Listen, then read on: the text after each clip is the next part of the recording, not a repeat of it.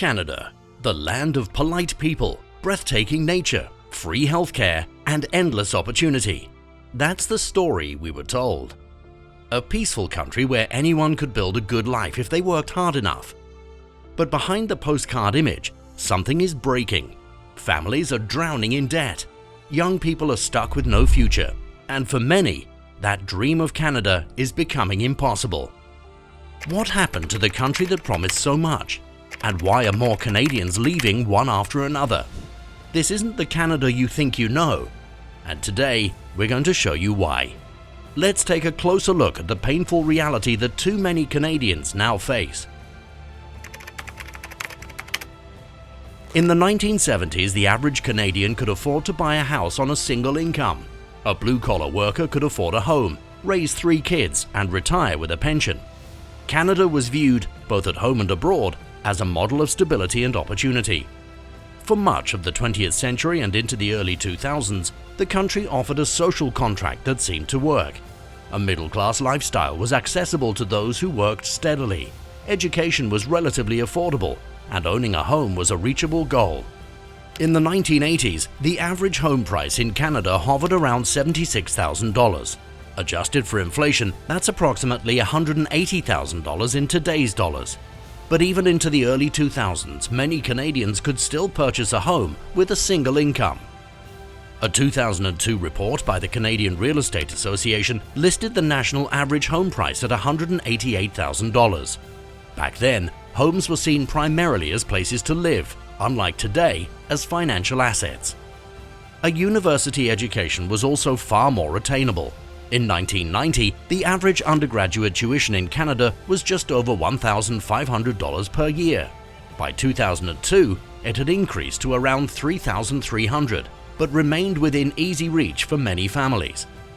Students graduating in the early 2000s typically left school with manageable loan balances, often under $10,000. At the same time, Canada's healthcare system, though not perfect, was functioning well enough to avoid long delays and major out-of-pocket costs.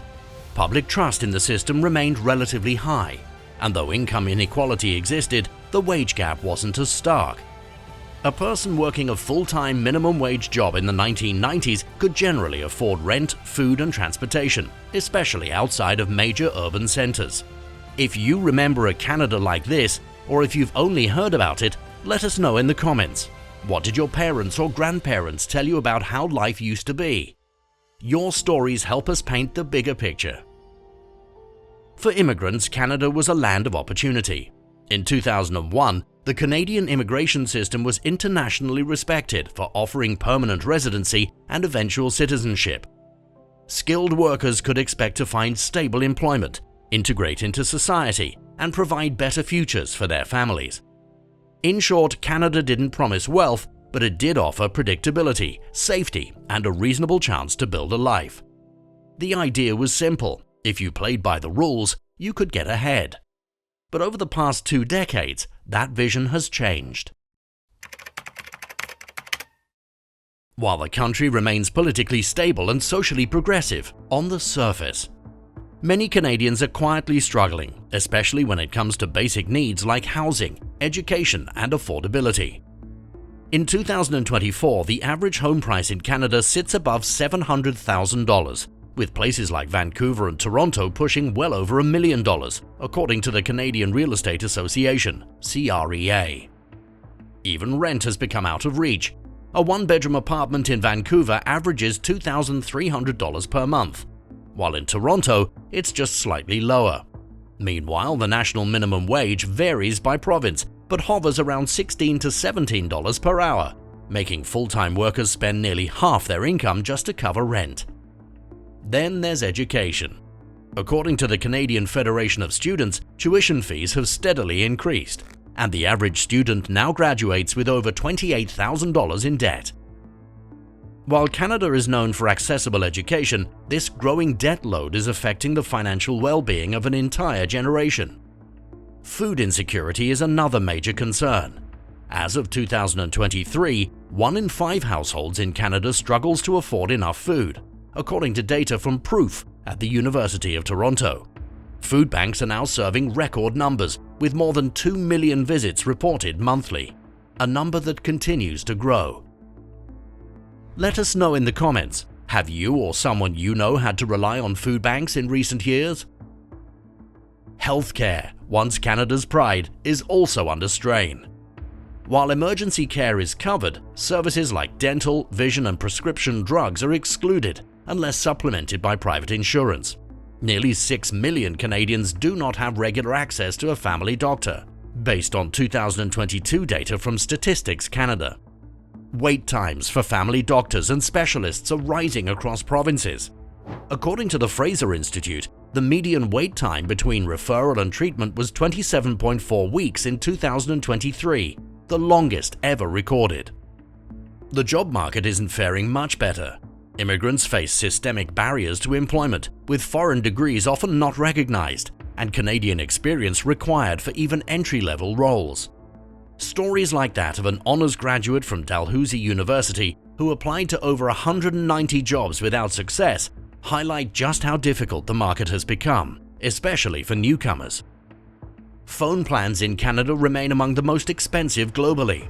A basic plan with 5 gigabytes of data can cost 70 Canadian dollars a month, far higher than similar plans in the UK or New Zealand, where prices often fall below $15. Travel within the country is also costly. A 45-minute flight from Toronto to Ottawa can cost 373 Canadian dollars, compared to $35 for a longer European flight. This isolates Canadians both economically and socially. And perhaps most alarming, nearly half of Canadians are now living paycheck to paycheck, as reported by the National Payroll Institute. According to the OECD, Canada now has the highest household debt among G7 countries, surpassing 180% of disposable income.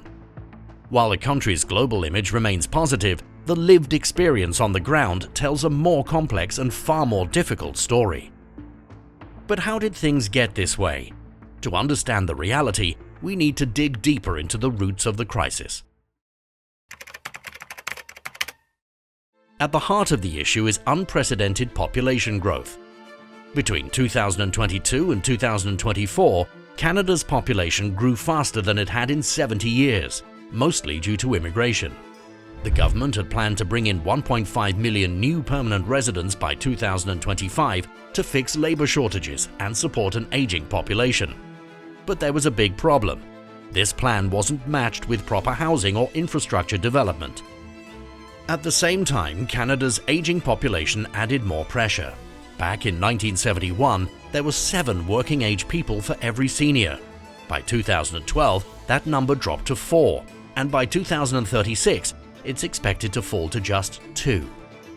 Immigration was meant to balance this, but it hasn't worked well because housing and public services didn't grow at the same pace.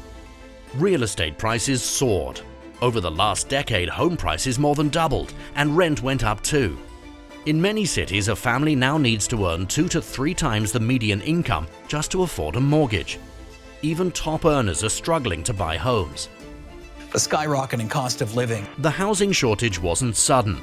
It's been building for years. Canada brings in nearly 500,000 immigrants each year, making it one of the fastest growing countries in the Western world. But housing supply hasn't kept up. Why? Because many local governments block new developments due to old zoning rules and pressure from homeowners who don't want their property values to fall. Plus, rising construction costs, labor shortages in the building industry, and delays in getting permits slows down even more.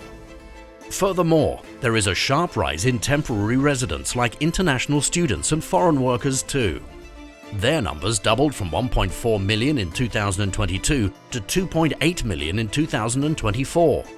These people also need housing, but the rental market is already stretched thin. In places like Brampton, it's been reported that up to 25 students are crammed into one basement. Foreign investment is also driving up housing prices. Canadian property has become a safe place for wealthy investors from abroad, especially Asia. This drives up demand, but Canada hasn't done much to stop this. The result? Homes are treated more like investment tools than places for people to live. What do you think? Should Canada be doing more to stop foreign speculation in the housing market? Let us know your thoughts below. But it's not just about housing. The cost of living in Canada is among the highest in the developed world. One major reason is lack of competition. A few big companies dominate industries like telecom, groceries, airlines, and energy. These monopolies often charge high prices and don't feel pressure to improve. This system was built over time. Canadian governments supported local giants to protect them from US competition, but in doing so, they made it harder for smaller companies to grow, leaving consumers with fewer choices and higher costs. The job market also hasn't kept up. Immigration was supposed to fill roles in healthcare, trades, and tech, but many newcomers end up underemployed or stuck outside these sectors due to strict licensing and lack of Canadian work experience. The root problems aren't just economic, they're structural. A mix of poor housing policy, unchecked corporate control, and weak public systems has thrown the country off balance. Even though the country's GDP has grown, the GDP per person has dropped. So, while the economy may look bigger, average Canadians are actually worse off. According to multiple national surveys, over half of Canadians say they're angry about how the country is being managed. Even more striking, 2/3 believe that Canada is deeply broken. This is a reflection of how people feel about their everyday lives. The mental health toll is growing too. Rising stress about housing, debt, and job insecurity is creating a population that feels overwhelmed and stuck. The result is a country that feels unsure of itself. A nation that promised stability is now struggling to meet the most basic needs of its people. Thanks for watching. Canada may still have its beauty and charm, but behind the maple leaf is a growing crisis that can't be ignored. If this story resonated with you, share it and subscribe for more honest looks behind the headlines.